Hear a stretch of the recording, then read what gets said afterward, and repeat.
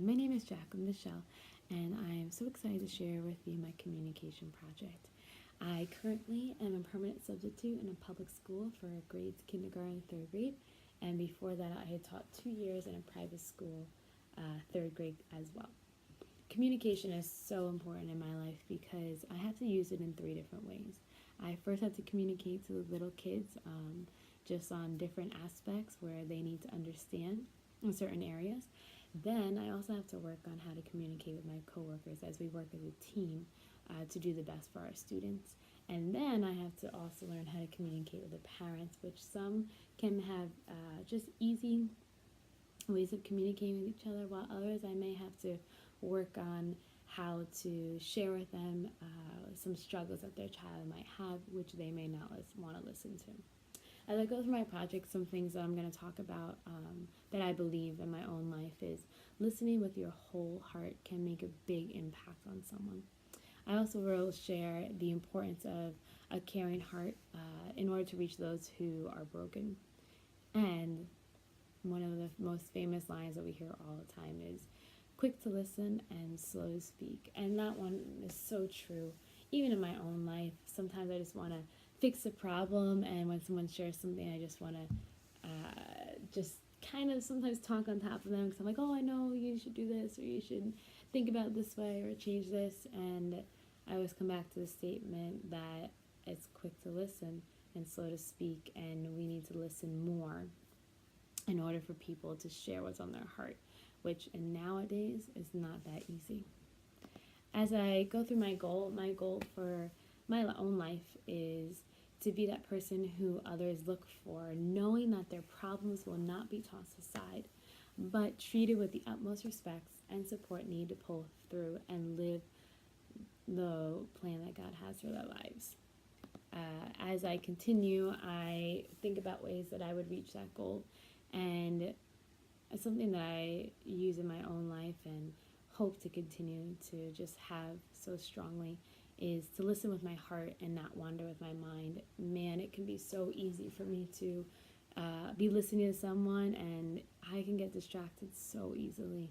And I know that my goal is to learn just how to focus more and find different techniques that can help me, because I want people to know that I'm not just listening on the surface. I'm really listening on the inside and hearing ways I can help them.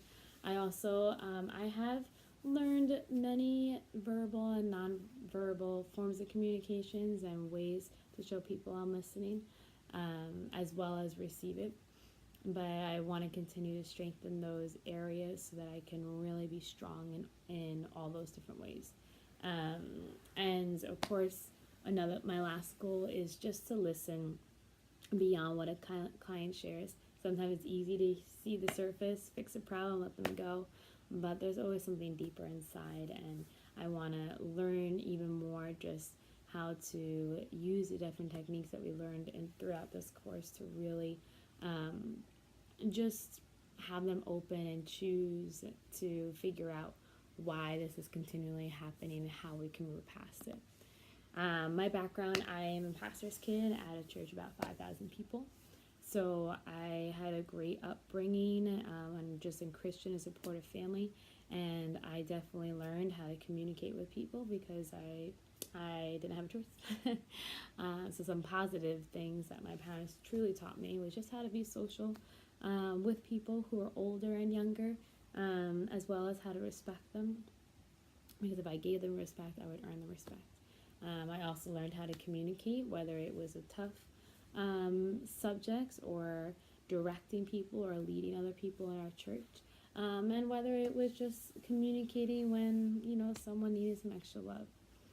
I learned a lot from them, and I also learned how to react in certain situations, not to overreact, but to react on a calm level, and how important the truth is. It's so easy for us to get wrapped in just different ways and different lies, but the truth always comes through. But so, there's much as there's positives, there's negatives too. I knew a little too much of everything, the ins and outs of a church or what was going on behind the scenes. And sometimes I probably didn't need to know because I would just become too opinionated. I also was very comfortable with other people, which was great.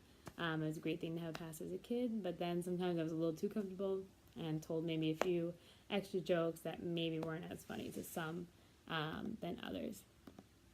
As I think about communication barriers, I think about personally something I struggle with is confronting others when they have done something to me. That is something I struggle with my entire life, and not much has changed in that. I'm working on it, but it's very hard for me to confront someone who has hurt me or affected parts of my life.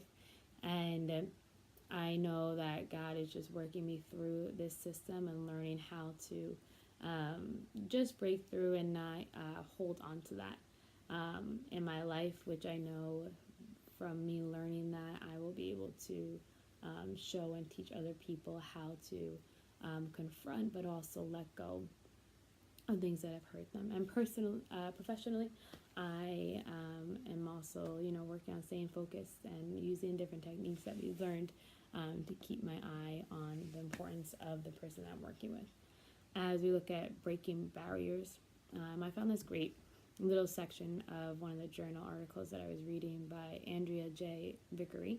And let me just read it to you. It says, when defining listening as a process of receiving, constructing meaning from responding to spoken and or nonverbal messages, listening metaphors may likely represent core kind of expressions whereby people extract the thoughts and feelings of others in words through listening. Basically, it just summarized the importance of listening. That's how we understand the thoughts and the feelings that people are having through the way they're expressing themselves and through the way they're speaking, in their nonverbal messages and the ones that are spoken. That's why it's so important to listen to every inch of a conversation and not just pass it aside. As we continue resources and strategies that have worked personally, that I would definitely recommend to others, depending on the situation, of course. For me, I needed sometimes to find a quiet place when I was going through a rough season and needed to get my thoughts together before I decided that I could accept help. And I put a couple trust in a few people who also encouraged me to use my voice when something needed to be said. I also learned to step back and let people fail, and then realize that they needed the help and that they could find the help that's needed, instead of trying to always jump in before and fix the problem, because then I found that sometimes people don't learn because they're just relying on you or the counselors want to fix all the problems and they don't want to do the actual work. I realized just the importance in my own life, and sometimes I just need to take a break.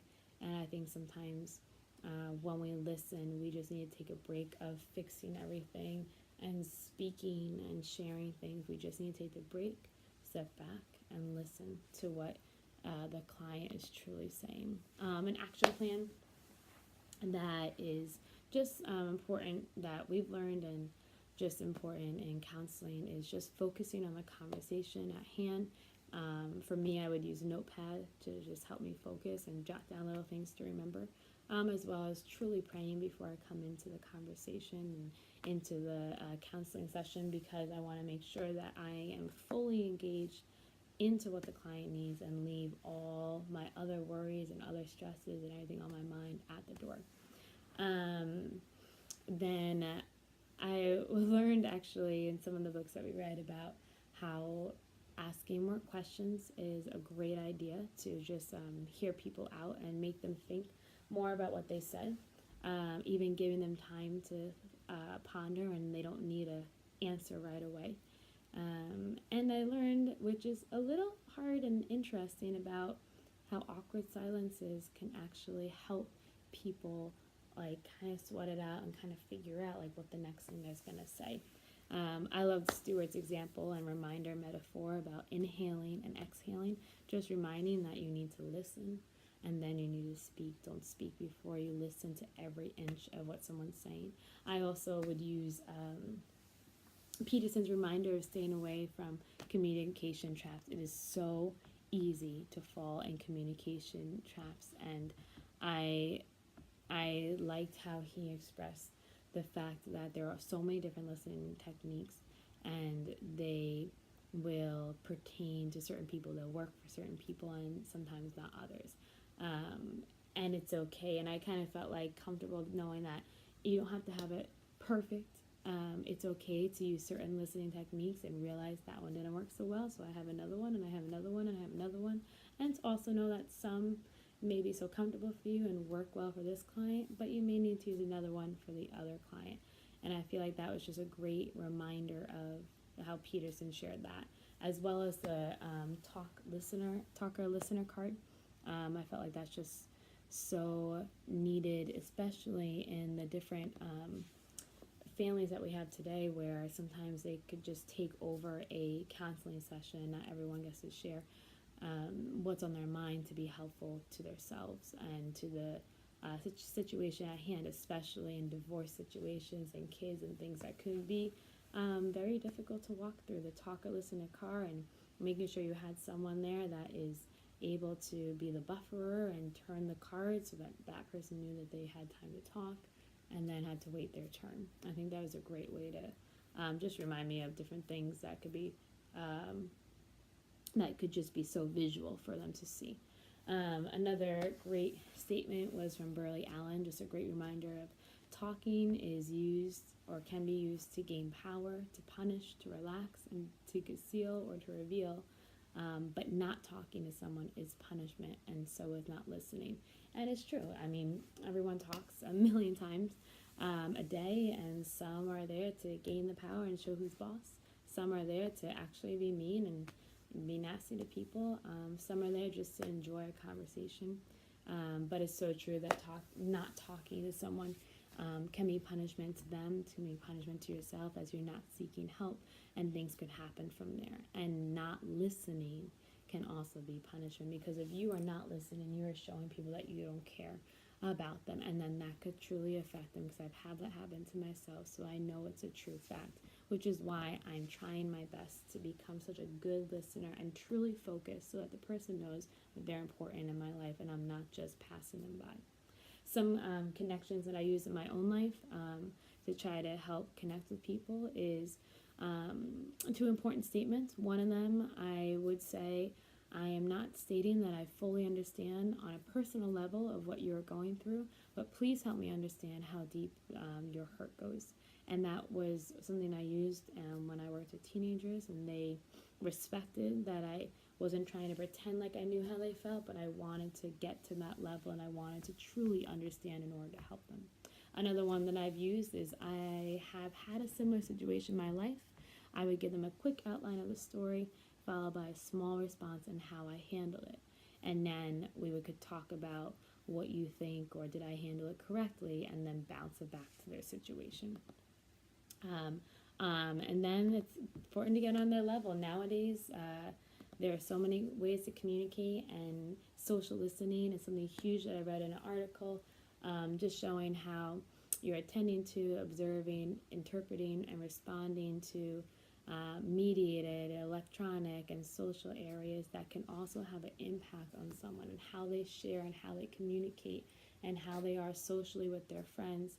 It's just something that is important to know beyond the social aspect. Listening is important, and people really need to know that people care. And even when they fail and they feel like they give up, they need that person to come aside them, just like in Fireproof, how they were going to give up on their marriage, and their father came in and just pushed them and pushed the guy to just do the love there and work through his marriage and be listened to and hear his voice, and then the love there helped. And sometimes it's just listening and finally breaking down, which people don't always do. They need to break down so that they can be restored and brought back up. In conclusion, listening goes beyond the voice and looks for ways to fix a broken heart that is searching for the truth, to help save them from this pain and bring back the joy that once was there. Sometimes all they need is to know that someone will hear their voice, and I promise that I will be that voice that I will let God use me in however He wants to bless the people and bring them back to what He has planned for them. Thank you so much.